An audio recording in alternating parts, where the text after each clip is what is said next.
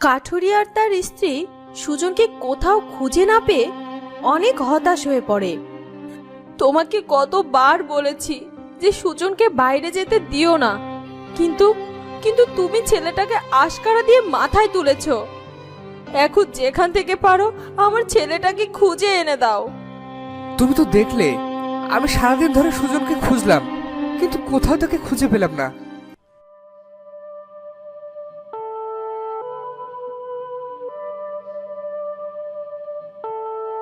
কাঠুরিয়া আর কাঠুরিয়ার স্ত্রী সুজনকে কোথাও খুঁজে না পেয়ে অনেক অসহায় হয়ে পড়ে।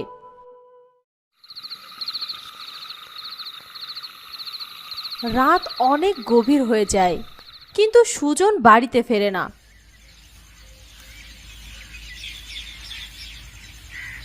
পরদিন সকালে সুজনের মা কলতলায় আসে আর সুজনকে অচেতন অবস্থায় পড়ে থাকতে দেখে। এই তো আমার সুজন। সারা রাত কোথায় ছিলি বাবা? সুজন, ওঠ, কথা বল। সুজনের বাবা, তাড়াতাড়ি এদিকে এসো, সুজন কথা বলছে না। কাঠুরিয়া বের হয়ে আসে। এ কি, সুজন তো অজ্ঞান হয়ে গেছে, চলো ওকে ঘরে নিয়ে যেতে হবে। কাঠুরিয়া আর তার স্ত্রী সুজনকে ঘরে নিয়ে যায়, আর কিছুক্ষণ পরে সুজনের জ্ঞান ফিরে আসে। এ কি, কি হয়েছে আমার? বাবা মা, তোমরা সকাল সকাল আমার রুমে কেন? কিছু হয়েছে নাকি? তুই কাল সারা রাত কোথায় ছিলি? কোথায় ছিলাম আমি? না না মা, আমার কিছুই মনে পড়ছে না। থাক বাবা, তোকে কিছুই মনে করতে হবে না, তুই একটু বিশ্রাম নে। কাঠুরিয়া আর তার স্ত্রী সুজনের রুম থেকে বের হয়ে আসে। তুমি সুজনকে এখন কিছুই জিজ্ঞাসা করো না, আর হ্যাঁ, এরপর থেকে তুমি সুজনকে চোখে চোখে রাখবে। হ্যাঁ, ঠিক আছে। এ কি, তুমি এত রাতে কোথা থেকে আসলে? আমি তো সব সময় তোমার আশেপাশেই থাকি। তাই নাকি? হ্যাঁ, তবে আমি যে এখানে তোমার কাছে এসেছি সেটা কিন্তু কাউকে বলবে না, ঠিক আছে? আচ্ছা ঠিক আছে। সুজন আর মেয়েটি গল্প করতে থাকে। সুজনের মা পাশের রুম থেকে কিছু একটা শুনতে পায়। মনে হচ্ছে সুজন কারো সাথে কথা বলছে, কিন্তু এত রাতে কার সাথে বা কথা বলবে? গিয়ে দেখি তো।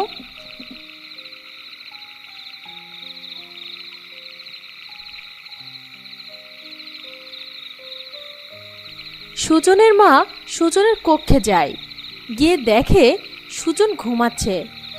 সুজন তো ঘুমাচ্ছে, মনে হচ্ছে আমিই ভুল শুনেছি। সুজনের ঘুম ভেঙে যায়। এ কি মা, তুমি এত রাতে আমাকে পাহারা দিতে এসেছিলে নাকি? না না বাবা, এমনিতেই এদিক দিয়ে যাচ্ছিলাম, তাই তোর ঘরে এসেছি। ও ঠিক আছে মা, আমার খুব ঘুম পাচ্ছে, আমি ঘুমিয়ে পড়ি। ঠিক আছে বাবা, তুই ঘুমা।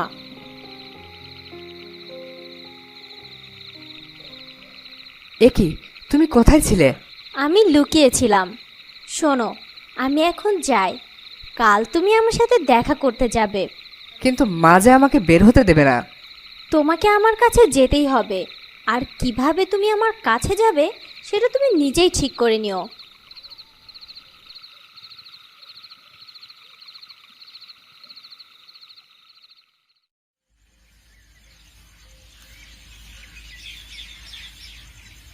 এরপর সুজনের এক বন্ধু সুজনের বাড়িতে আসে। সুজন, সুজন, কিরে কি হয়েছে? বিজয়কে সাপে কেটেছে, অনেক ওঝা কবিরাজ এসেছে, কিন্তু মনে হচ্ছে বিজয়কে বাঁচানো যাবে না। তুই যাবি না ওকে দেখতে? কি বলছিস কি? বিজয় আমার এত কাছের বন্ধু, আর ওর বিপদে আমি যাব না? কি, সাপে কেটেছে? না না সুজন, তুই কোথাও যাবি না। না মা, বিজয় আমার বন্ধু, তার এই বিপদে আমাকে যেতেই হবে। তুমি আমাকে আজ আটকাতে পারবে না। চল রাসেল। সুজন তার মায়ের কোনো কথা না শুনে বিজয়ের বাড়িতে চলে যায়। এ কি, সুজন এরকম তাড়াহুড়া করে কোথায় গেল? ওর বন্ধু বিজয়কে না সাপে কেটেছে, ও সেখানে গিয়েছে। কি, সাপে কেটেছে? তাহলে তো সুজনকে একা ছাড়াটা ঠিক হয়নি। আমি বরং যাই ওর কাছে। আমিও যাব। এরপর সুজনের বাবা আর মাও বিজয়দের বাড়িতে যায়। ওঝা কবিরাজ অনেক চেষ্টা করলো, কিন্তু বিজয়কে বিষমুক্ত করতে পারল না। বিজয়ের বাবা মাও অনেক কাঁদতে থাকে। আপনারা দয়া করে আমার ছেলেটাকে সুস্থ করে দিন, একটা মাত্র ছেলে আমার, ওকে বাঁচান দয়া করে। আপনার ছেলেকে বিষাক্ত এক সাপে কেটেছে, আর এই বিষ মুক্ত করা আমাদের পক্ষে সম্ভব হচ্ছে না। না না, আপনারা এরকমটা বলবেন না, দয়া করে কিছু একটা উপায় বের করুন। সুজন বিজয়ের মায়ের কান্না আর বিজয়ের অবস্থা সহ্য করতে পারছিল না। সুজন বিজয়ের কাছে এগিয়ে যায়। এ কি সুজন, তুই কোথায় যাচ্ছিস? সুজন তার মায়ের কোনো কথা না শুনে বিজয়ের শরীর থেকে তার নিজের মুখ দিয়ে বিষ চুষে বিজয়কে বিষমুক্ত করে দেয়। বিজয় সুস্থ হয়ে যায়। বিজয়ের বাবা মা অনেক খুশি হয়। মা, আমার খুব শরীর খারাপ লাগছে। মা, মা। সুজনের মুখ দিয়ে রক্ত বেরোতে থাকে। সুজন মাটিতে ঢলে পড়ে। সুজন, সুজন ওঠ, ওঠ বাবা। সুজন, কি হলো বাবা তোর? সুজন ওঠ, সুজন। আপনারা একটু দয়া করে দেখুন না, কি হলো আমার ছেলেটার। ওঝা সুজনকে দেখে।